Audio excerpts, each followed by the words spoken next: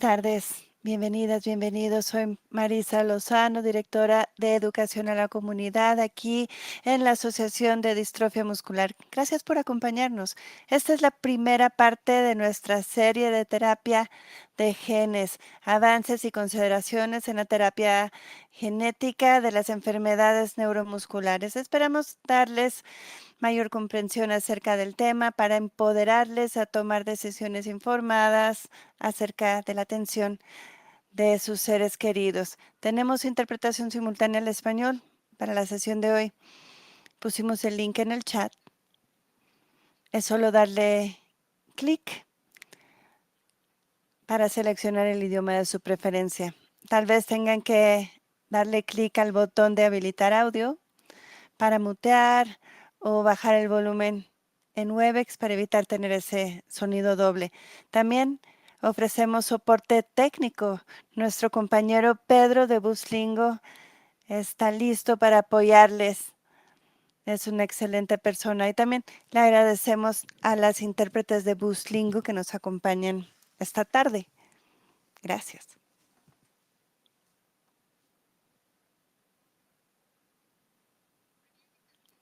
Por 75 años, la MDA ha sido líder en el financiamiento de la investigación para acelerar el desarrollo de nuevos tratamientos, aumentar el acceso a ensayos clínicos a través de nuestro centro para ofrecer inclusión a la comunidad. Además, cumplimos la misión de diferentes maneras, por medio de investigación, acceso a la atención, defensa, educación, recreación, vinculación. Desde los inicios hemos invertido más de $1,000 millones en la investigación de la enfermedad de la distrofia muscular, además de 120 millones en el desarrollo de terapia génica en ya un periodo de 20 años. Tenemos varios productos que apoyamos a través de educación y capacitación a la comunidad. Es un gusto enorme presentarles al doctor Craig Zadman. Él es neurofisiólogo, neurólogo, profesor de neurología y de pediatría en la Facultad de Medicina de Washington University. Natalie Goedeker, doctora en práctica de enfermería. Ella es enfermera pediátrica también en la Facultad de Medicina de Washington University. El doctor Zineman y la doctora Goedeker ofrecen atención a la comunidad con distrofia neuromuscular. También trabajan en ensayos clínicos. Gracias, Marisa.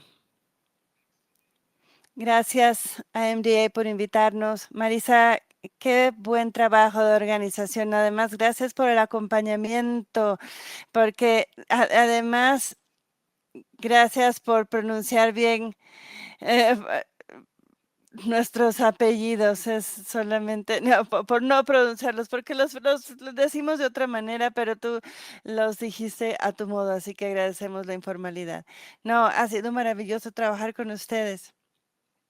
Por favor, compartan sus diapositivas. ¿Ya las pueden ver? No, todavía no. Ah, no. Bueno, veamos.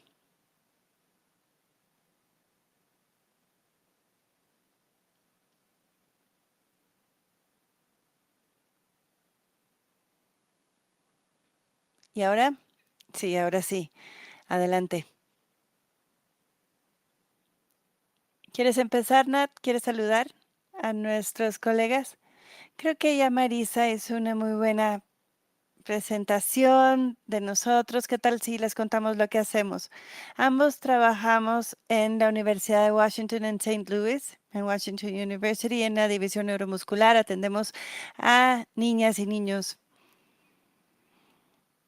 Yo en lo particular a niños con trastornos neuromusculares, con la enfermedad de Duchenne en la clínica, y también trabajo con el equipo de ensayos clínicos atendiendo a los niños. Natalie y yo codirigimos el grupo de investigación de enfermedades neuromusculares en Washington University y nos emociona hablar sobre estas terapias aprobadas por la FDA Participamos, de hecho, en los ensayos clínicos. Nos vamos a enfocar en Duchenne. Toda la hora vamos a hablar de los fármacos. Si es que ustedes están aquí por otro diagnóstico, con otro interés, trataremos de responder sus preguntas en el chat. Sin embargo, principalmente, eso se va a hablar más adelante. Sé que MDA ya ha organizado otras presentaciones al respecto.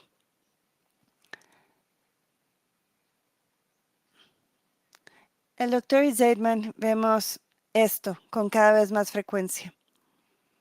Tal vez dos hermanos con distrofia muscular de Duchenne que llegan a la clínica con una lesión del exón 52 y más adelante les vamos a contar por qué este exón es tan importante. Primero tenemos a uno de los niños que tiene 4 años y empieza a mostrar sintomatología, uno toma esteroides. Su hermano es adolescente, tiene 17 años y usa silla de ruedas. Los papás y el hermano mayor de 17 años empiezan a tomar ciertas decisiones, empiezan a dudar acerca de todos los medicamentos de los que hay en el mercado. Leen los consejos que se les da a las familias acerca de la terapia génica, si es para los niños. Además, se enteran de nuevos medicamentos para Duchenne, de los que quieren platicar, porque ambos niños son candidatos a los medicamentos de interrupción de exón. Ya han sido probados para anticuerpos, el anticuerpo ARBH74, ambos salen negativos y les vamos a explicar en un ratito porque esto es importante. Quieren saber qué hacer y cómo les podemos orientar. Cuando nos pidieron que diéramos esta charla, decidimos enfocarnos en la distrofia muscular de Duchenne, particularmente por esta diapositiva. En esta diapositiva vemos todos los medicamentos aprobados específicamente para esta enfermedad y esto solo en los últimos 10 años. Sabemos que solo en este último año salieron 3 fármacos, el Duvisat, el Evidis y Agamre, que son en los que nos vamos a enfocar el día de hoy. Esto para que se den cuenta que ha habido bastante investigación, muchos esfuerzos para investigar esta enfermedad en la última década, lo cual es emocionante. Y sí, lo es, y mucho. Rápidamente repasemos la distrofia muscular de Duchenne y sus causas. Sabemos que hay genes en nuestros cuerpos, ¿verdad? Que contienen códigos de letras que le indican al cuerpo cómo fabricar distintas proteínas. El gen al que nos referimos en la distrofia muscular de Duchenne o DMD es el gen DMD, que contiene el código de letra que fabrica la proteína distrofina. La distrofina radica en la membrana que está fuera de la fibra celular. La distrofina ayuda a proteger la membrana exterior del músculo, ya que los músculos los empleamos todos los días al hacer ejercicio, al desplazarnos, y la distrofina nos ayuda a proteger los músculos del daño. El gen DMD es el de más presencia en el cuerpo. Y cuando lleguemos a la parte del tratamiento lo vamos a entender más.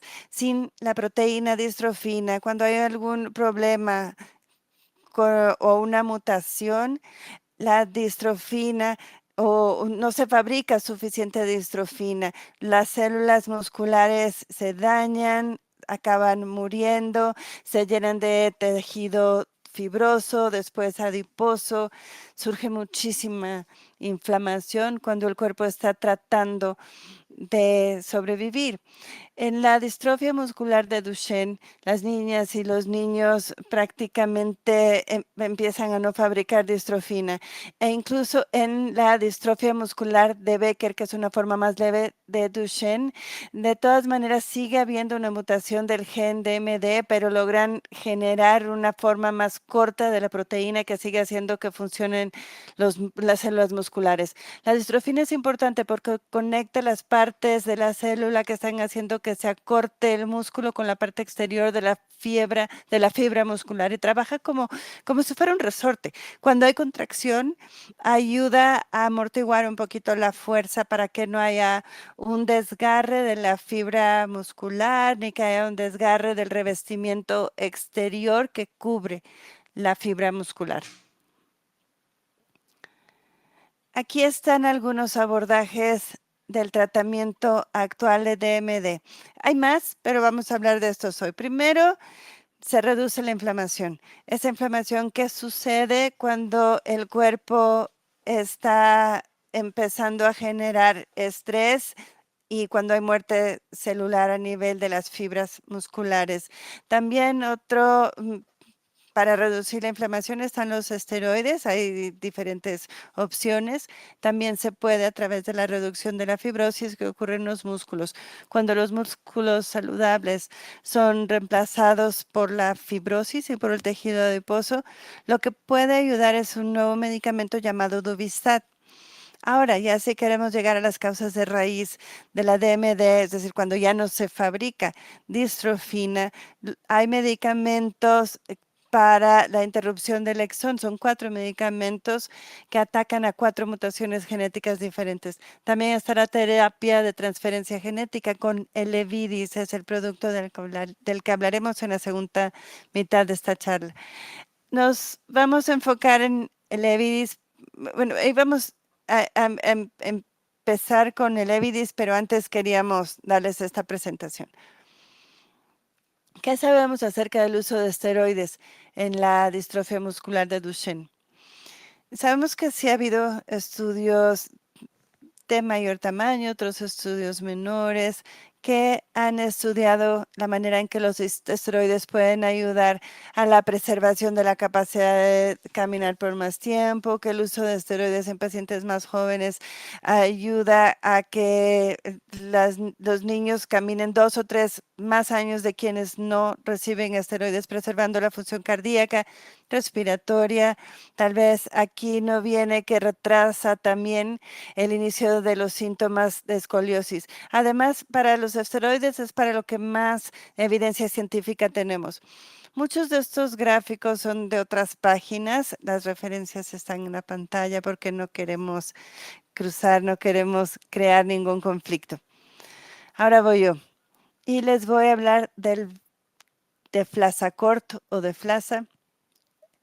Emflaza también es un esteroide que salió después de muchos años del uso de prednisona o prednisolona. Su aprobación fue en 2017 en Estados Unidos y creo que muchos de quienes nos escuchan están familiarizados.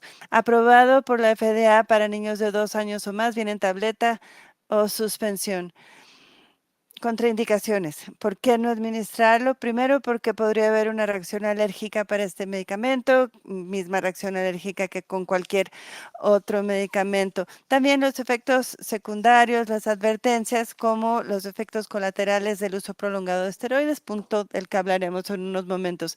El Emflaza estuvo mucho tiempo en el mercado europeo antes de la realización del estudio que empezó a incluir a niños en Estados Unidos, que era el requisito que imponía la FDA. A ver, si yo fuera esa familia, la primera pregunta sería, ¿y el Emflaza supera la prednisona? ¿Funciona mejor? ¿Cuáles son los efectos secundarios? Y los efectos secundarios incluso son mejor, más tolerables que la prednisona. Además, ¿cuál es el costo? Aún no he conocido un paciente que no valiese cada centavo de dólar. De eso estamos de acuerdo.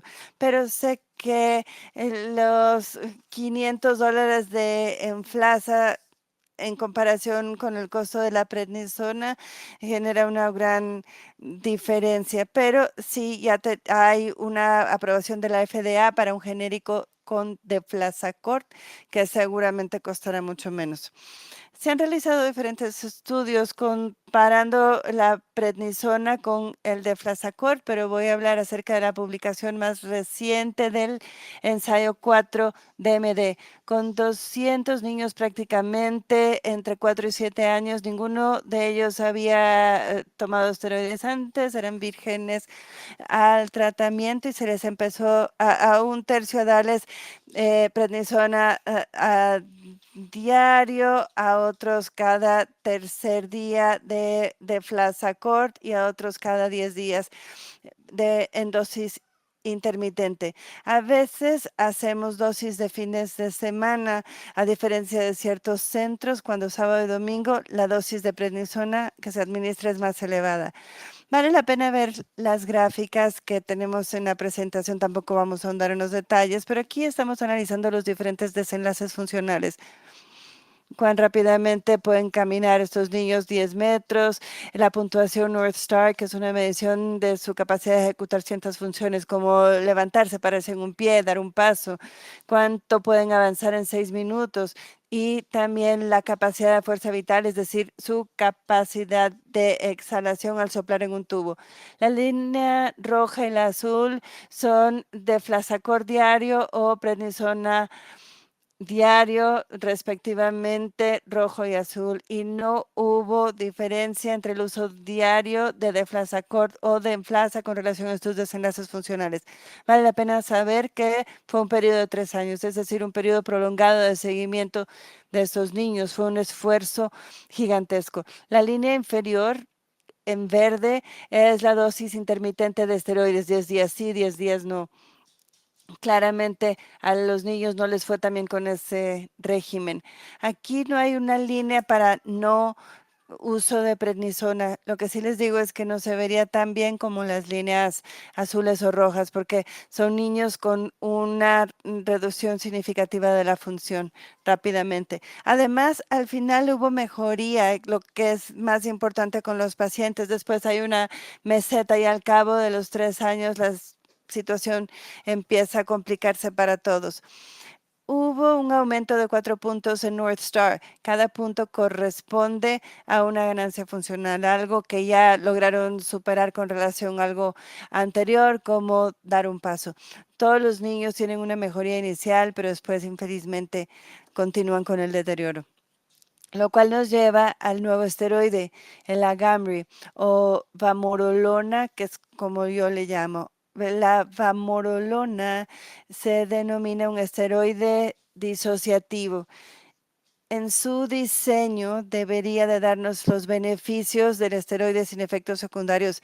Se denomina disociativo porque divide la parte buena del esteroide de aquella parte que no queremos, de acuerdo con su diseño.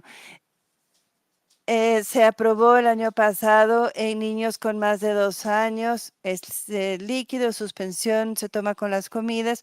De ahí viene la dosis si les interesa. Vemos que solamente hay reacciones alérgicas. Esa es la única contraindicación, pero hay efectos secundarios similares a los de otros esteroides. Hablaremos de eso en un ratito. Mi primera pregunta sería, ¿es mejor que la prednisona? Porque la prednisona ya lleva mucho en el mercado, es barata. Y el segundo punto, la segunda pregunta sería acerca de los efectos secundarios y si superan el Deflazacort o la prednisona. También ahí viene el costo. Vamorolona, Agamree, cuesta $100, es mejor que los $500 de Enflasa, por lo menos de acuerdo con drugs.com. Veamos, digamos que están tomando esteroides y supongo que muchos de estos jóvenes o las familias que nos están escuchando, espero que sí estén tomando esteroides. La duda es, ¿será que cambio? ¿Será que empiezo a utilizar la vamorolona? Aquí les estoy mostrando los desenlaces funcionales que responden a esta pregunta. Aquí tenemos a niños que pasaron 6 meses con prednisona diario en comparación con vamorolona diaria. El grupo de prednisona está en rojo. A los 6 meses hicieron el cambio a vamorolona. La línea roja es la del cambio a vamorolona, la azul es del cambio a prednisona. Cada gráfico representa un desenlace funcional diferente. North Star está en medio del lado derecho y podemos ver que realmente hay muy poquitas diferencias de si uno lo podemos determinar como mejor que el otro, por lo menos en lo que respecta a la función. ¿Estás de acuerdo, Nat? Sí, por lo menos con base en esta información. Así que, por ejemplo, si ustedes no están muy contentos con la prednisona, pueden decir, no, yo creo que mi hijo no se ha beneficiado mucho, quiero hacer el cambio al nuevo. En ese caso les diría que muy probablemente recibieron el mismo beneficio, por lo menos con base en esta información. Así que, ¿qué hay acerca de los efectos secundarios? Aquí tenemos a la estatura. Los niños con esteroides diario no crecen mucho, sino que se quedan más bajitos, especialmente con Emflaza, pero también con prednisona diario. La línea roja va cambiando de acuerdo con la estatura, con el paso del tiempo en comparación con el crecimiento normal.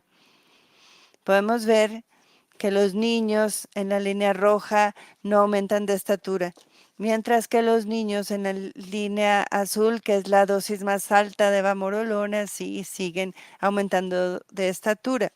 Ya en el momento del cambio, la tendencia es empezar a aumentar de estatura, como vemos hasta abajo. La línea sólida roja en la izquierda inferior va aumentando porque son los niños cuya estatura aumenta cuando hacen el cambio a vamorolona. La línea oscura es la dosis más alta y la línea azul clara es la dosis más baja de vamorolona. En lo que respecta a aumentar de estatura, vamorolona hace lo que dijo que iba a hacer. Nos advierte que es igual, no superior a la prednisona en cuanto a robustecer o ayudar a preservar la función, pero no tiene los mismos efectos secundarios de reducir la estatura. Esto es importante porque, claro que nos preocupa la salud ósea. Desde luego que quiero que los niños aumenten de estatura, que lleguen a la altura, a la estatura de sus compañeros, pero lo que no quiero es que tengan fractura espinal ni fractura de fémur. Por eso, creemos que esta evidencia del aumento de la estatura de los niños sugiere que tal vez la vamorolona no afecta a los huesos y esperamos que eso también conlleve menos fracturas con el paso del tiempo. Los estudios preliminares sí lo sugieren, pero realmente va a tener que pasar mucho tiempo para llegar a una certeza absoluta, pero son buenas noticias. Claro que estoy de acuerdo. Ahora hagamos una comparación, muy rapidito. De acuerdo con la información que tenemos, la prednisona, Emflaza y la vamorolona ofrecen una funcionalidad similar. No hay uno que sea superior en cuanto a la fuerza o a la función. La prednisona, claro que es la más barata, es la más fácil de comprar, incluso ni siquiera se necesita seguro, pero genera aumento de peso, hay problemas de comportamiento, retrasa la pubertad, puede fomentar la osteoporosis y también puede agrandar el tamaño del rostro y también impedir el crecimiento. Enflaza riesgos similares, pero no tanto aumento de peso, por eso genera tanta emoción, es cierto. No aumentan tanto de peso, pero sí más catarata y se quedan muy bajos, muy bajitos, además de que nos llega a preocupar la salud ósea y el riesgo de fracturas vertebrales. La verdad tenemos mucho cuidado con el Enflaza, especialmente en las asesorías a los pacientes y a sus familias. La vamorolona, ahí sí hay aumento de estatura y la madurez ósea parece ser más natural sin gran impacto. Así que creemos que habrá menos fracturas vertebrales en este grupo. Sí, porque es un síntoma que afecta negativamente sus vidas a medida que va pasando el tiempo. Además, eso se obtiene con los esteroides durante los fines de semana, que lo hemos usado hace mucho tiempo, pero no forma parte de estos estudios. Ahora vamos a hablar de algo diferente. Vamos a hablar de este medicamento recién aprobado que es el Duvisat o Givinostat, que apenas empieza a comercializar en farmacias, creemos que en el otoño. Es un inhibidor de DAC, de la histona dacetilasa.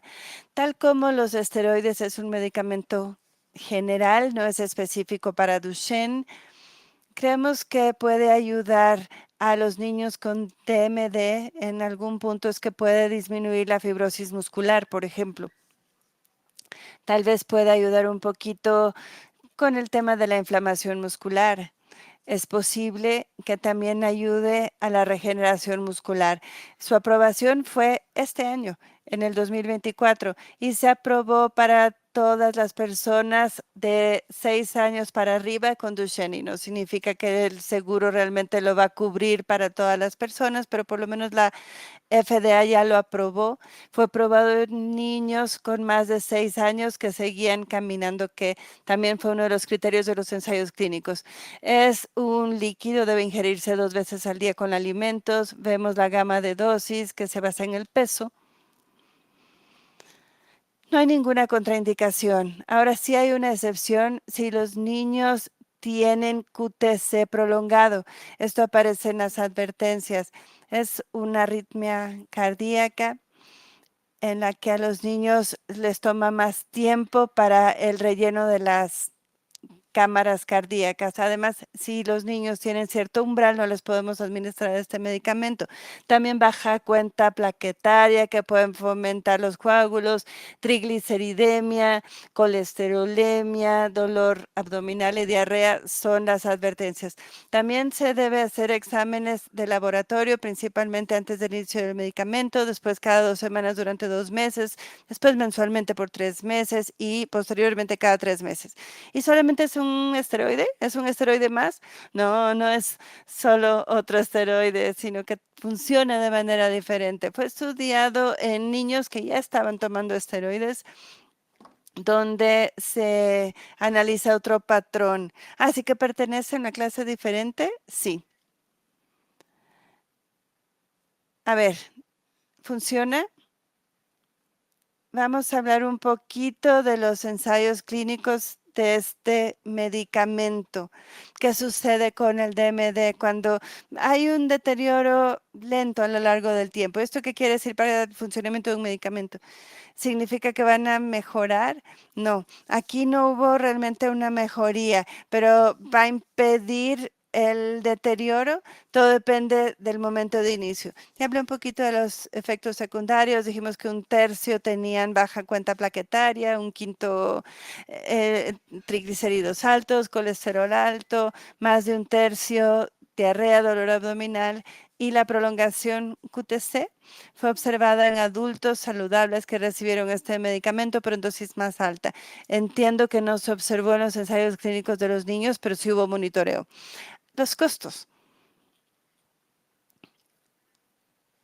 Hay que notar que esto no lo confirmamos al 100%, nos costó trabajo ver cuál era el costo, pero no es algo barato. Una botella que dice 36,000, un frasco, va a durar solamente 2 semanas. Estamos diciendo que $700,000 al año, ¿verdad? Sí. Aquí analizamos el estudio al que hice referencia. Niños con DMD de más de 6 años, aún ambulantes en la línea basal, pudieron levantarse de estar planos en el piso a posición erecta en menos de 10 segundos. Aquí observamos cambios a lo largo de 18 meses en niños que recibieron Givinistat, esos están en rojo y el placebo en azul, en la escalera de 4 peldaños. Cuán rápidamente pueden subir 4 peldaños. Aquí en la gráfica tenemos el cambio a partir de la basal en el número de segundos que les tomó subir los 4 escalones. Ambos grupos les tomó un poquito más tiempo conforme el tiempo fue avanzando, como que fue más lento. el proceso, pero especialmente placebo tuvo una diferencia de 3 a 1 segundos con relación al grupo de Givinistat, lo cual generó un cambio suficiente como para que hubiera significancia estadística, porque creemos que ambos grupos fueron lo suficientemente diferentes. Así que el deterioro lento fue en los niños que recibieron el medicamento al cabo de 18 meses. Aquí tenemos otros puntos N, diferentes puntos que se observaron en el ensayo para comparar a los niños con y sin medicamento. Les vamos a mostrar que realmente no hubo un cambio en las otras pruebas en ese periodo de 18 meses. Aquí estamos observando las pruebas de North Star del lado izquierdo y el grupo de Givininostat en línea sólida, el placebo en la línea punteada. Vemos los cambios de desenlaces a los 18 meses. El grupo de Hibi fue perdiendo puntos, tal como el de placebo, aun cuando sí parece que el grupo de placebo empeoró aún más que el grupo de Givininostat, aun cuando no llegó a una diferencia tal como para que hubiera significancia estadística. Del lado derecho vemos la prueba North Star que analiza la capacidad de los niños de ejecutar ciertas funciones como brincar, pararse en un pie, en la pierna derecha, en la pierna izquierda, levantarse desde el piso, subir escaleras. Ahí analizamos la pérdida de función. Niños que al inicio podían realizar una cierta actividad al comienzo, pero que después la fueron perdiendo. Y observamos el número de actividades que no cumplieron. En el gráfico vemos que el grupo de placebo perdió un poquito más, pero no hubo significancia estadística. No fue suficiente porque se trata de una cuestión estadística con relación al número de pruebas que corremos. Mientras más pruebas realicemos, más difícil es mostrar una diferencia. Además, hay que ser mucho más rigurosos en el proceso de análisis, porque podríamos ver esto y decir que en promedio los niños de Givirinostat perdieron 2 habilidades, mientras que los niños con placebo, 7. O 4, no, 4, perdón. Sí. Todo esto favorece al Givininostat. Lo único que sucedió fue que no hubo significancia estadística. Sí, la diferencia en subir 4 escalones fue la que generó la diferencia. También vimos cambio en la basal y cuán rápidamente los niños pudieron levantarse desde el piso. El grupo de placebo está en línea punteada, el grupo de Givirinostat aparece en línea sólida. Aquí vemos que ambos fueron un poquito más lentos después de los 18 meses, sin diferencia significativa, y también hubo diferencias en las pruebas de 8 segundos. El grupo de Givirinostat a los 18 meses fue empeorando, ¿cierto?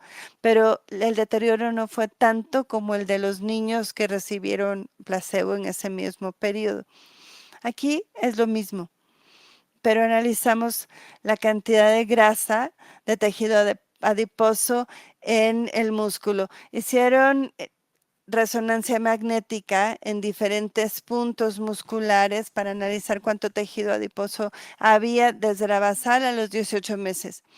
Esta información es relevante porque el tejido saludable de los niños con DMD se ve invadido por tejido adiposo.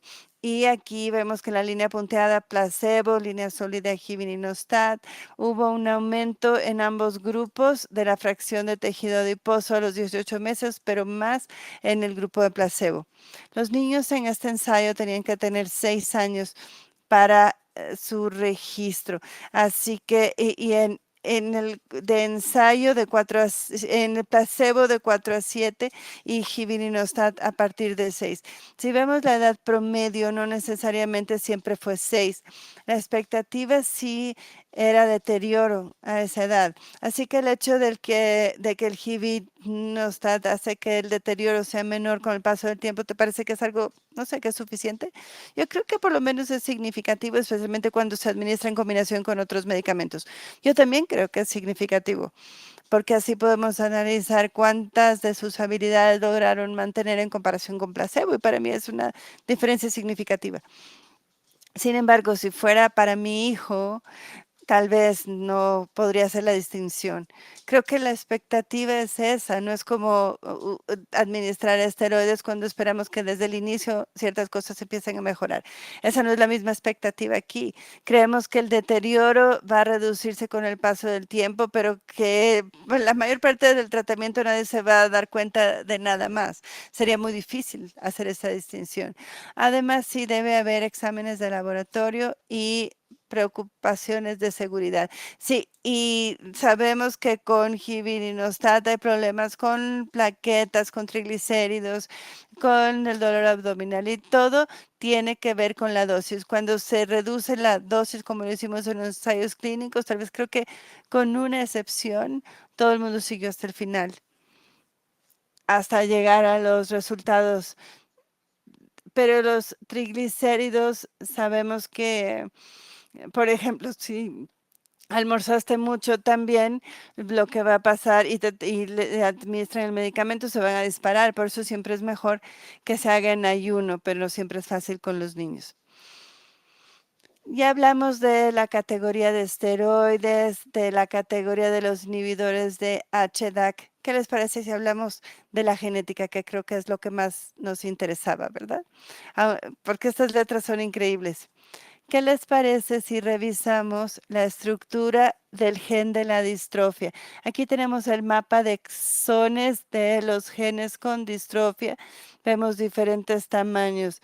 Es importante porque muchos jóvenes con Duchenne tienen lesión o duplicación de de algunos de esos exones. Y cuando hay lesión o se duplican, se altera el patrón.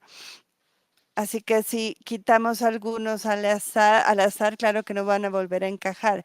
Es por eso que a esta mutación se le denomina fuera de cuadro. Es decir, desde las instrucciones iniciales a las finales no se puede fabricar proteína. La parte más importante de este gen de la distrofia es que cumplen con el principio y con el final, pero lo de en medio es como el resorte, pero el velcro está en la parte exterior, así que si no se usa, entonces pues no podemos hacer nuestro trabajo.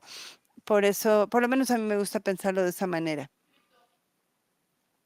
Ya les dimos un ejemplo de estos chicos a quienes les faltaba el exón 52. Y si te falta el exón 52, el 51 no se podrá conectar con el 53. A esta se le llama una de lesión fuera de cuadro.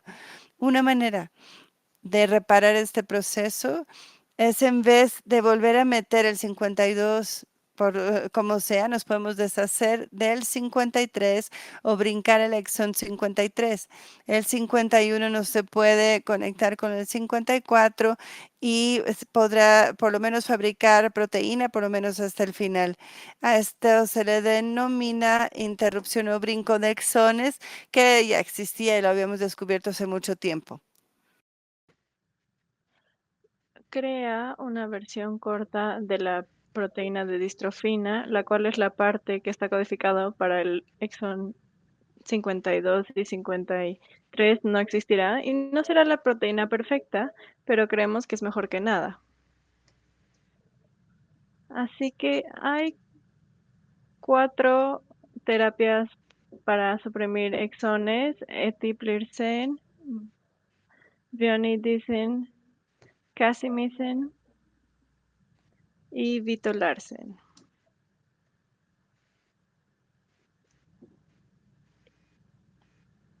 Y aquí la idea es genial, porque creemos que la idea es muy poderosa porque dependiendo de la eliminación que hay, potencialmente se pueden crear una, una proteína potencialmente normal, depende, pero aquí el problema es con estas medicinas que ya están aprobadas, es que no entran a la fibra muscular y estas fibras solo producen alrededor del 5%, muchas de ellas solo el 1% de distrofina normal. Esto es mucho mal lo cual lo producen es que el número que producen estos niños. Entonces, cuando leemos sobre esto, esta información se presenta y dice, producirá esta 10 veces más, 100 veces más, pero es 100 veces más de casi nada. Entonces, no está ni siquiera cerca del número normal de producción de distrofina. Y sí, también tienen que recibir una intravenosa semanal, entonces es un tema. Es el principio de lo que creemos que va a ser algo mejor y hay muchos medicamentos que utilizan el mismo concepto, pero están intentando mejorar la ejecución de estas medicinas hacia el músculo, entonces nos emociona ver la siguiente generación, no solo en cuanto a su efectividad, pero también algunos solo se dan cada mes o cada 6 semanas o incluso cada 2 meses, lo cual creo que es increíble, pero estos siguen en ensayo. Y aquí lo difícil de estar en un ensayo es que muchos de los ensayos dicen que no puedes utilizar estos para empezar, para poder empezar los nuevos ensayos. Y esto es lo que sucede cada que hablamos con una empresa, pero entendemos por qué querrían esto. Quieren niños que no han sido influenciados por estas medicinas. ¿Y por qué no les podemos dar reemplazos de lo que queremos, el nuevo gen? Pues por eso. Mm, Todavía no se puede porque el nuevo gen es muy grande. Es el gen más grande del cuerpo y no lo podemos empacar y liberar. Así que pueden ver que esta es una animación de cómo se ve una distrofina normal y había un hombre de 61 años que todavía caminaba y que tenía mucha eliminación en este gen y todavía caminaba a sus 60 y eso le dio la idea a información a la gente para saber qué partes de la proteína eran más importante, la cual es la parte inicial y la final, y si se pierde este resorte entre el velcro, puede que todavía funcione. Lo que es importante saber aquí sobre este hombre es que no solo produce una distrofina muy pequeña, sino que esto sucede en cada fibra muscular. Y lo que estamos intentando hacer es que estamos intentando darle instrucciones para producir una proteína de distrofina muy pequeña. Eso lo podemos ver del lado derecho, pero no es exacto, es incluso más pequeño y no va a entrar a todas las fibras musculares, al menos todavía no. ¿Y cómo lo damos? Bueno, lo empacamos en un virus. Hablamos sobre esto el año pasado, así que para los que ya estuvieran aquí, bienvenidos de regreso. Se empaca en el virus. Este virus no tiene la parte del virus que te da la enfermedad, solo es el empaque o el vector para entregarlo. Y en vez de tener que empacar el lado que te hace mal, empacamos lo que te hace bien. Lo ponemos en un cassette y tiene este material transgénico. Y hay dos formas nuevas que están en desarrollo para realizar este proceso. Esta es la idea de, del andistrógeno moxeparvovec y crea esta microdistrofina. Y algunas de las familias que se reúnen conmigo creen que es exactamente igual o es el gen que falta. Sí, es el gen que falta, pero solo es una parte muy pequeña del gen que falta. Entonces es importante entender que esto no entra a todas las fibras musculares, solo a 20 o 50%, depende del resultado. Se aprobó por la FDA inicialmente en 2023 y luego se expandió en 2024 y ahora ya está aprobado para niños con Duchenne de mayor de 4 años basado en el beneficio clínicos para ambulatorio y en no ambulatorios basado en la esperanza de que les ayuda. Es una sola infusión intravenosa y hay algunos niños que no pueden recibirlo. Si tienen exón 9 u 8 que sea el que le falte, no les vamos a dar eso. Puede causar varios efectos secundarios, los cuales veremos a continuación. Y funciona. ¿Cuáles son los efectos secundarios y cuánto cuesta? Cuesta más de $3 millones y cada de esos niños lo valen. Pero no sé si van a obtener $3 millones en ahorros. Este ensayo no cumplió con su fin primario, los cuales dice que los niños del lado norte no mejoraron que aquellos otros niños, pero sí obtuvieron funciones. Se pudieron parar más rápido y caminar más rápido los 10 metros y vemos los datos aquí. Y también vemos estos datos aquí. Esta es la estrella norte, el grupo de en medio, en la gráfica de en medio, son los niños de 4 y 5 años. Y podemos ver que en las líneas morados, los cuales recibieron el medicamento, sí adquirieron más función que aquellos que recibieron el placebo. Todos mejoraron, pero en cuanto a los niños de 6 o más, es igual el placebo que los que sí tomaron el medicamento. Y entonces no recibió el nivel de significado, pero la FDA sí lo aprobó para los niños de 4 y 5 años. Aquí podemos ver qué tan rápido se levantaron. Los de 4, 5, 6 sí les fue bien, pero el grupo de placebo no mejoró, pero aquí es qué tan rápido caminaron 10 metros. Los niños más grandes no progresaron tanto, pero los niños más jóvenes sí lo pudieron hacer. Entonces, si les cuesta levantarse, puede no mejorar, pero la gente sí nota que los niños pueden caminar más rápido y lo hemos visto.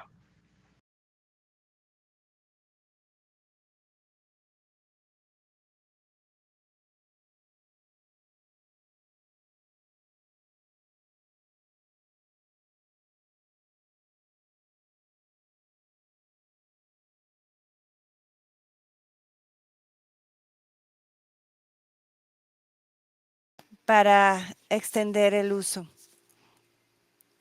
Así que lo que queremos es recetarlo para niños con más de 4 años. En el 103 todos los niños recibieron el medicamento, no hubo grupo de placebo. Sí observamos diferentes cohortes para el tipo de niños y qué tenían que cumplir. Algunos de 4 a 7 años de edad, también se hizo pruebas en otros, pero no necesariamente en todos y no en comparación con placebo. El estudio 301, ya como mi colega les mostró los datos, aquí también tenemos el estudio 303, es un estudio en curso de niños de más edad, más de 7 años que siguen caminando, de 8 y más, y también niños no ambulatorios. Es un estudio que principalmente se está llevando a cabo en Europa. Dosis a 21 niños no ambulatorios en Estados Unidos es lo que se hizo y es un estudio en curso en Europa. También vemos los demás estudios que se hicieron específicamente en Ohio antes de expandir el alcance del estudio. Aquí analizamos la evidencia de las pequeñas cortes de pacientes de más de 7 años de edad. 7 niños que siguieron estando ambulatorios cuando se les dio el medicamento. La edad, el rango de edad fue de 8 a 17. Empezaron a producir microdistrofina en los músculos con un cambio del 12% con relación a la basal. Hay un estudio en curso que observa a estos niños de este grupo fuera de los Estados Unidos en comparación con placebo. Para hacer un resumen, al cabo de 1 y 2 años, los niños de este grupo etario fueron empeorando en absolutamente todas las medidas observadas.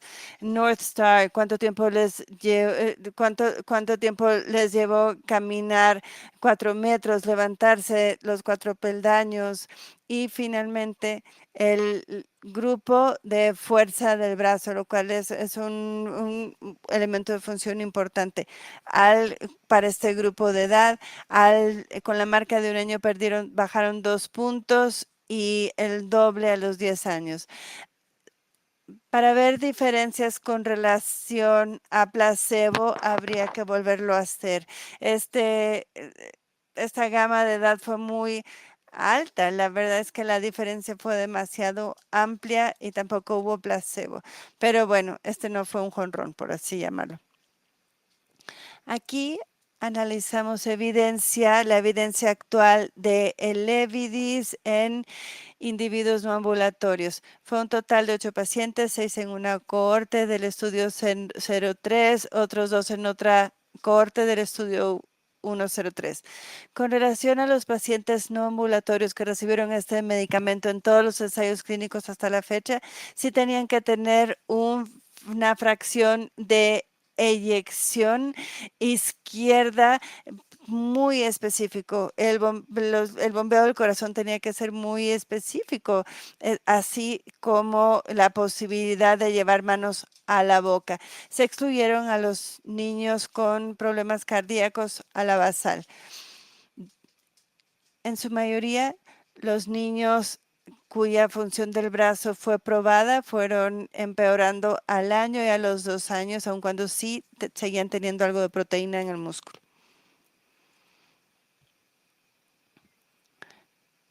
Rápidamente quiero hacerles notar que otra empresa llamada Pfizer hizo un estudio similar, está en curso y podemos ver en la parte superior que ahí está la proteína que el doctor Zires mencionó al inicio. Aquí tenemos el síndrome Becker que se desprende de Duchenne, donde hay una lesión diferente y vemos cómo la distrofina está en su plena extensión. Este estudio de Pfizer analizó la estructura genética del individuo en comparación con Sarepta, que ya fue aprobado.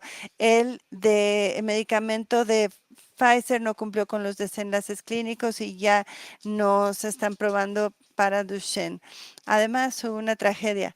Un niño de más edad falleció, se enfermó muchísimo al cabo de una semana. Yo creo que recibió dosis cuando tenía efecto secundario cardíaco y falleció después de tomar el medicamento de Pfizer. Y que tengamos conocimiento, no ha habido muertes con el Levidis.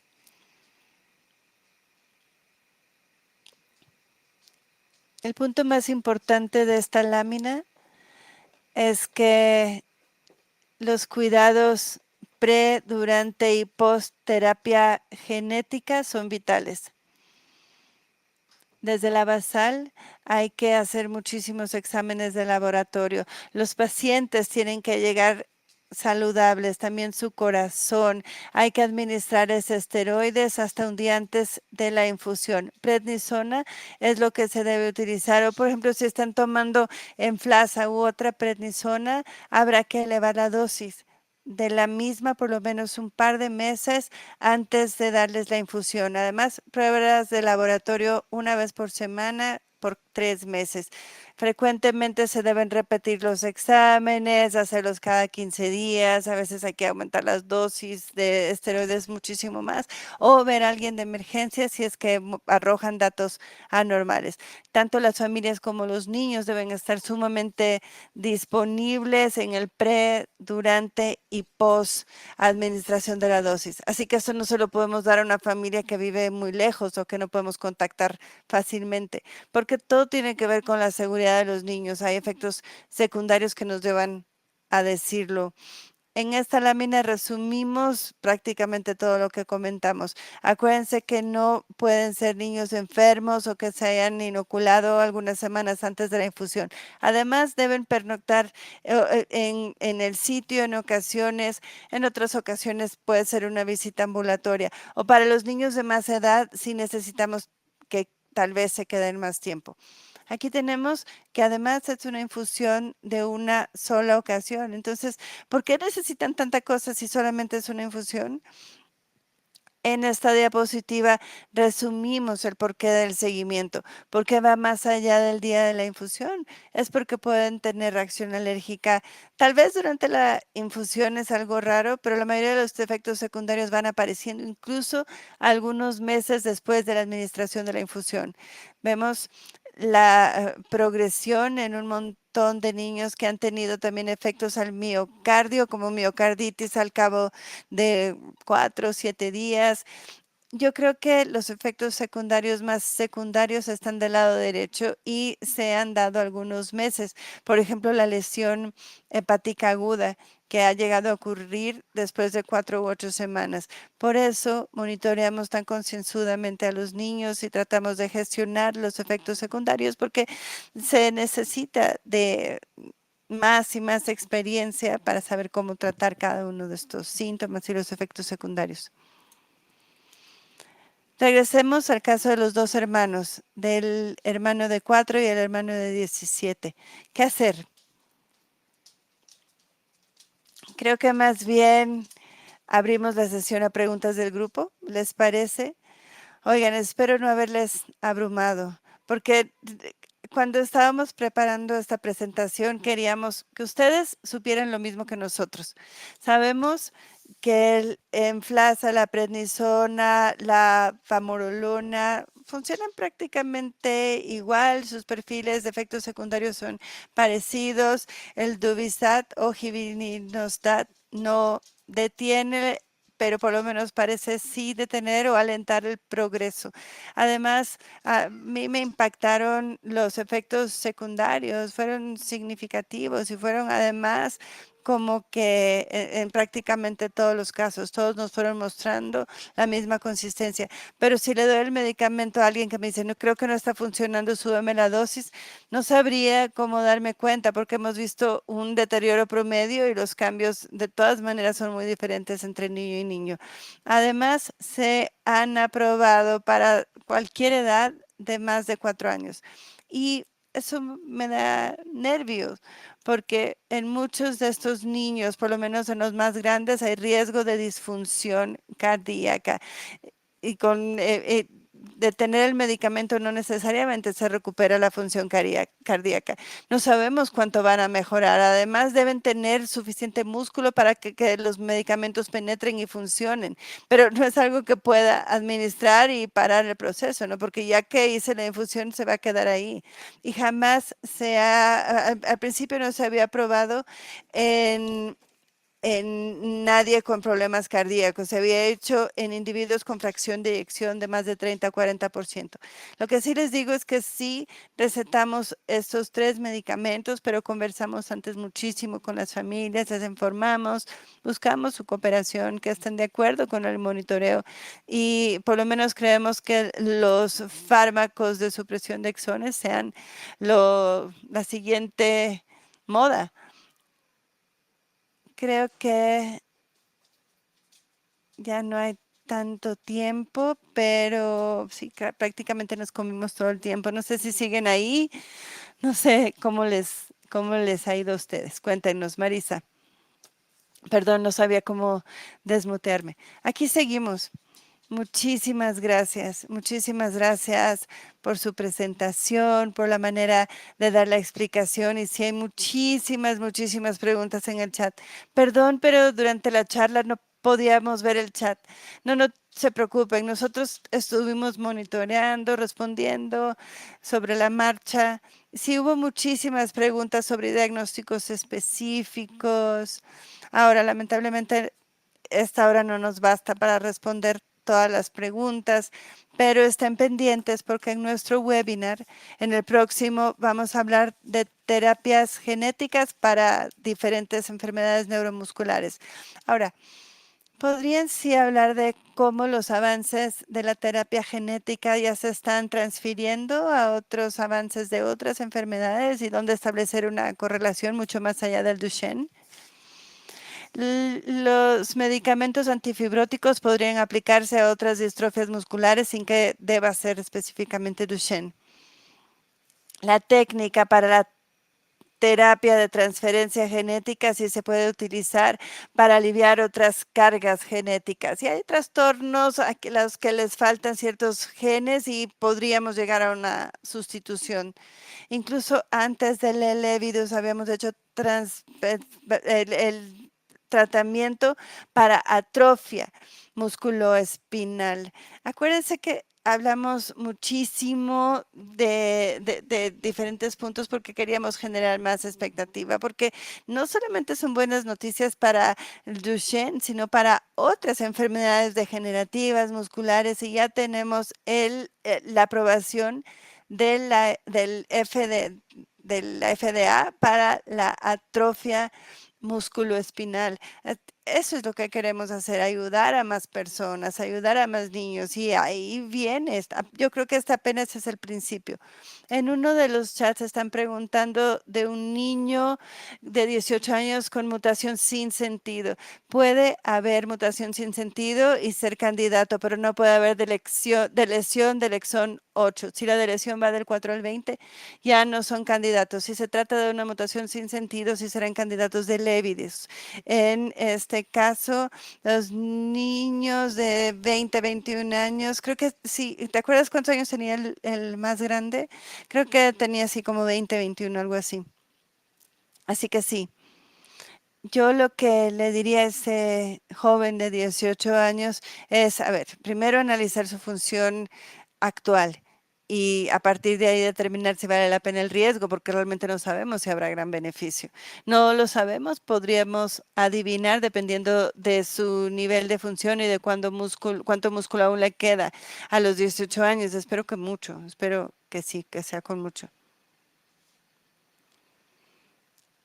¿Hay alguna otra opción para utilizar otra carga viral para que funcione la terapia genética? Mira, no necesariamente utilizar más virus, porque se están probando diferentes vectores que no son virus que pueden penetrar mejor el músculo que otros virus y tal vez eso genere menos efectos secundarios, especialmente los hepáticos, los cardíacos, porque tal vez el vector no logre penetrar esos lugares también, tal vez puedan seleccionar a dónde ir. En ratones se está utilizando más de un vector para la transmisión de una parte del gen y hay como un enganche una vez que hay contacto con el cuerpo y tal vez puedan generar distrofina de longitud completa de acuerdo con las pruebas en ratones. Yo creo que ahí tal vez eso genere más efectos secundarios. Voy a seguir contestando si no les importa. Se puede administrar más de una vez, se puede administrar o cambiar la dosis en un niño que ya tiene antivirus para ese virus. Pues en los ensayos clínicos se ha buscado diferentes abordajes como reducir el medicamento o hacer un lavado sanguíneo con intercambio plásmico todos esos ensayos, o ya sea que acaban de arrancar o están por arrancar, así que sí están en la mente de la comunidad científica. En teoría sí se puede reducir la cantidad de anticuerpos y de manera segura lograr la administración. Esto permitiría incluso la redosificación, así que sí existe la posibilidad teórica. Aquí hay otra pregunta. ¿Qué tal si no hay deleción del exón 8-9, pero está cerca? La respuesta es que si hay una deleción que incluye el material genético que estamos entregando, el riesgo será atacar a la nueva proteína. Ya estamos conscientes de este riesgo, pero prácticamente estamos aprendiendo en la vida real si se trata de un riesgo alto o bajo. Al parecer es bajo y muchos niños con deleciones cerca de 8-9, e incluso los que sí tienen la deleción de 8-9, han recibido el medicamento sin desarrollar miositis inmune que debilita aún más los músculos. Pero sí hemos visto a 2 niños que lo tienen y estamos bien conscientes. Además, hay, dudas sobre los estudios a largo plazo de el Levidus, que prolonguen el tiempo de estudio a más de 1 o 2 años. Se está estudiando a los pacientes que recibieron el medicamento en los primeros estudios clínicos, y creo que sí les puedo compartir esa información, ¿verdad?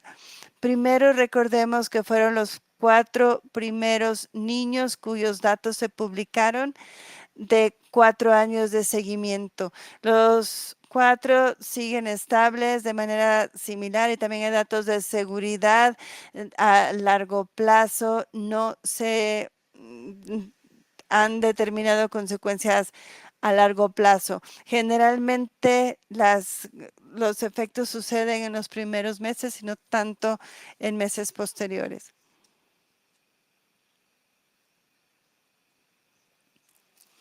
Sí nos ha tocado ver a niños que siguen mostrando signos de progresión de Duchenne después de haber recibido el medicamento. Esa es nuestra observación personal, pero vamos a esperar a ver si esto es aplicable a los grupos más grandes de los estudios mayores.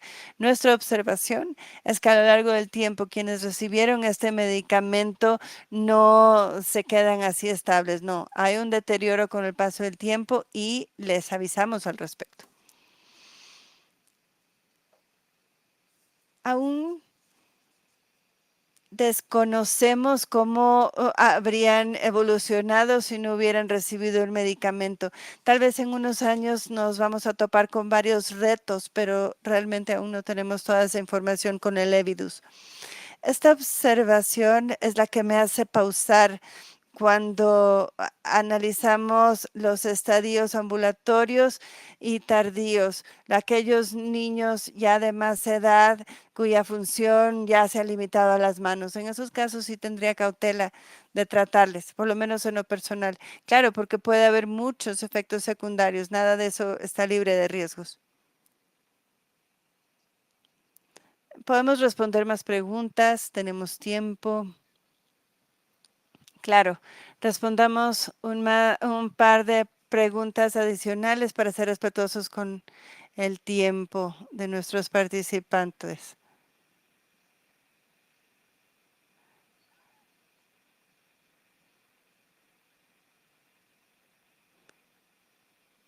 Quería preguntarles a nuestros intérpretes si pueden seguir con nosotros. Gracias por los comentarios, gracias por los comentarios.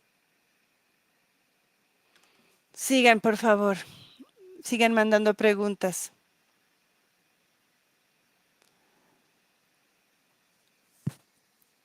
A ver, Duvistat se recomienda en combinación con esteroides tras la dosificación del Evidus.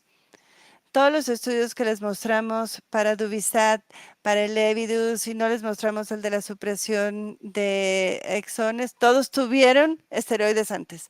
Siempre se beneficiaron de la estabilidad ofrecida por los esteroides hasta llegar a una dosificación estable, por lo menos hasta el punto de poder hacer una combinación de todos los medicamentos, porque cada uno de ellos funciona de manera diferente, y yo pienso que, pues, adelante, yo creo que los podemos usar todos. Pero cada persona tiene que ser un candidato y no lo empezaría todos al mismo tiempo. Todos tienen que empezarse en orden porque puede haber efectos secundarios y no sé si se pagarán. Pero hemos darles Exxon después de Lividus y Promoralona. Ahora les estamos dando Givinestat, aquellos que tienen Levidus, porque estamos viendo manifestar señales de Duchenne y sí, los medicamentos funcionan de manera diferente. ¿Cómo es que Gamma-Re contra prednisona se compara en cuanto a al surgimiento de cushingoid y la densidad ósea? Pues hay menos cushingoid, pero sigue ganando peso. Y como se evaluó el cushingoid fue diferente. Se compararon algunos historiales, pero para mí los datos más importantes son los de altura y la densidad ósea. Creo que no tenemos un scan de densidad ósea, entonces estamos infiriendo que probablemente su densidad es mejor en Gamma contra prednisona. Y también hay pruebas de sangre que muestran que se creó un nuevo hueso. Entonces esperemos que a largo plazo esta densidad mejore. Sí buscaron fracturas con rayos X. No sé si hicieron escaneos de DEXA, pero sí buscaron fracturas y contaron fracturas y el grupo de Moralón le fue mejor, pero hubo muy pocas fracturas en los grupos. Y la pregunta sobre que los niños crecen más y el centro de gravedad aumenta y puede impactar más una caída, ¿es correcto? No, yo no creo que sea así y los pocos estudios que ven la relación entre el impacto y la altura realmente dice que no cambia. Creemos que los niños que eran más cortos podían caminar mejor, pero los estudios que vimos no demostraban eso. Y si van creciendo y haciéndose más altos, pues podrían caminar igual de bien. No tengo confianza 100% en la respuesta, pero ese es mi estimado. ¿Estás de acuerdo? Sí, estoy de acuerdo. Muy bien. Tal vez 2 preguntas más.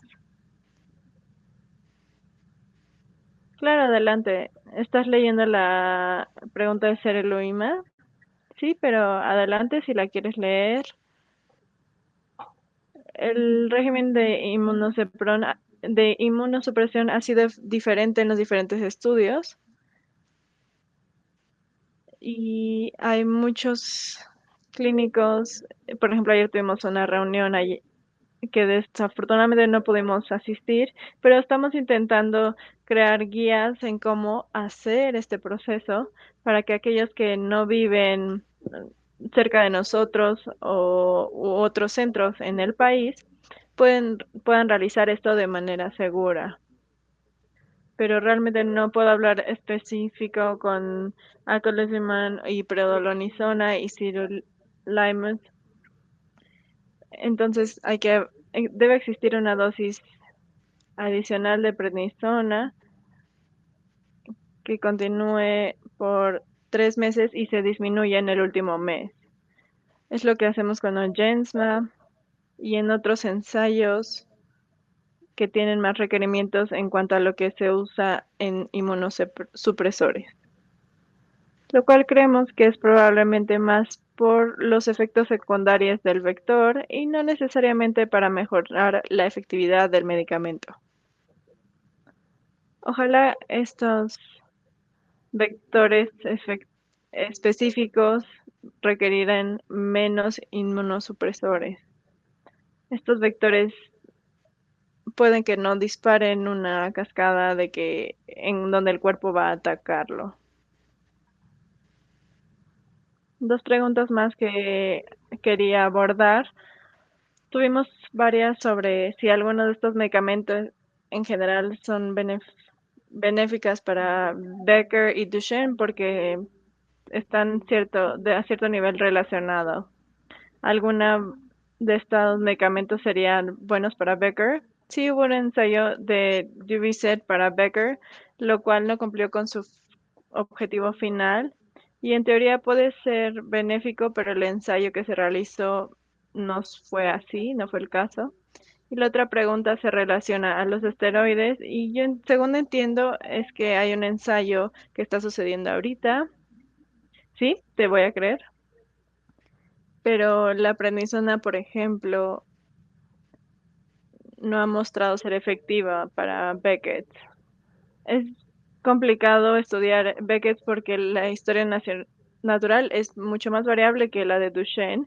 Entonces, sí recetamos esteroides a pacientes con Beckett que van en declive, pero no tenemos la información para prometer que funcionaría. Entonces, siempre hablamos sobre estos beneficios desconocidos contra los efectos secundarios conocidos. Y eso es muy similar en el punto en el que estamos con estos medicamentos nuevos. No conocemos los beneficios, pero conocemos los efectos secundarios. Muy bien, pues creo que para cerrar con una pregunta en cómo pueden los pacientes y las familias involucrarse más para mover estos ensayos y acelerar estos procesos, ¿hay algo que ellos pueden hacer? Bueno, sí, la MDA tiene un registro largo de apoyar a pacientes con estos trastornos y la MDA también maneja otros trastornos, los cuales a veces son mucho más raros, como el trastorno de Lou Gehrig, y participar en organizaciones como la MDA, y hay grupos especiales para Duchenne. Esto es lo que podrían hacer, es lo que yo creo. Sí, estoy totalmente de acuerdo y si quieren buscar ensayos clínicos para su trastorno específico, pueden ir a clinicaltrials.com y mandarle un correo a la empresa y pueden contactar a su representante de MDA para poder navegar esto y si tienen suerte de trabajar con Natalie, ella irá porque sí lo hace por muchas personas, incluso personas que no conocemos. Perdón, Nat, creo que acabo de abrir la compresa, pero nos importan, realmente nos importa cada uno de ustedes y realmente me emociona lo siguiente, pero pues tenemos que trabajar con lo que tenemos ahora y estamos aquí para ayudarlos. Bueno, obviamente se reflejó cuánto les importa y lo que han invertido en esta comunidad, así que muchas gracias a ambos por prepararse y por darnos su tiempo y compartir su experiencia. Realmente lo apreciamos. También queremos compartir que sí tenemos la red de apoyo de terapia génica, lo lanzamos hace poco más de un año. Lo tenemos en línea, tanto en inglés como en español. Y también tenemos oportunidades en donde se pueden crear videollamadas, en donde un especialista les podrá dar más información y los ayudará y guiará para saber qué existe, qué sigue, cómo hablar con su proveedor médico y también para profesionales. Así que los alentamos a escanear este código QR que ven en pantalla o ver el link en el chat y revisar los materiales que hay. También tenemos un módulo de autoaprendizaje en donde pueden aprender sobre el proceso y la investigación que existe. Melissa, gracias por invitarnos. Los teníamos que tener aquí de regreso, así que muchas gracias. Y también queremos invitar a la gente a unirse a los grupos de comunidad de MDA. Hay un grupo que se ofrece para padres y tutores que tienen hijos con estos trastornos. Y también hay un grupo de adultos y de pediátricos. Y quiero invitarlos a todos a unirse la próxima semana y la que sigue para la parte 2 y 3. Vamos a cubrir seguros, también terapia génica en diferentes trastornos y finalmente escucharemos más información sobre qué preguntarle a su proveedor médico y también escuchar sobre experiencia de algunas familias que han atravesado este proceso. Y también vamos a ofrecer interpretación en español para esas sesiones, entonces esperemos que todos se puedan unir y pues pasen la voz. Y finalmente, únanse a la comunidad MDA y para que puedan estar actualizados con los ensayos, investigación y las oportunidades para conectar. Por favor, llenen la encuesta, se va a surgir después de que cierren y si necesitan más información o recursos o tal vez no contestamos su pregunta, por favor, márquenos o mándenos un correo porque queremos escuchar sobre ustedes. Muchas gracias. Gracias por estar aquí. Gracias al Dr. Seidman y a Natalie. Voy a pronunciar tu nombre bien. Perdón, Marisa. Muchas gracias por estar aquí y por su experiencia y gracias por aquellos que se unieron y a nuestros intérpretes también. Esperemos que esto haya sido de ayuda y les deseamos muy buena tarde. Gracias. Adiós a todos.